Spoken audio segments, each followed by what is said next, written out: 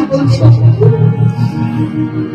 প্রভু এই জগতে যা পাপাচার যা অত্যাচার বেড়েছে, আমার মনে হয় না আর এখানে তোমার কোন প্রকৃত ভক্ত বলে কেউ আছে।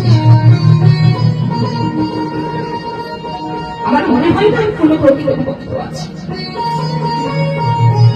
ভগবান বলছে, কি বলছো? প্রকৃত ভক্ত আমার নারদ। এই জগৎ যতদিন থাকবে, এই পৃথিবী যতদিন থাকবে, ততদিন আমার ভক্ত থাকবে। নারদ, তুমি আমার ভক্ত দেখতে চাও? চলো আজই তোমায় আমি দেখিয়ে দেবো আমার ভক্ত। নারদ আর ভগবান দুজনে মিলে আসছে মর্তধামে। মর্তধামে এসেছে মা, কিন্তু তাদের তো আসল রূপকালয়ে আসেনি, ভিখারি সেজেছে। ভক্ত দর্শন করাবে নারদ।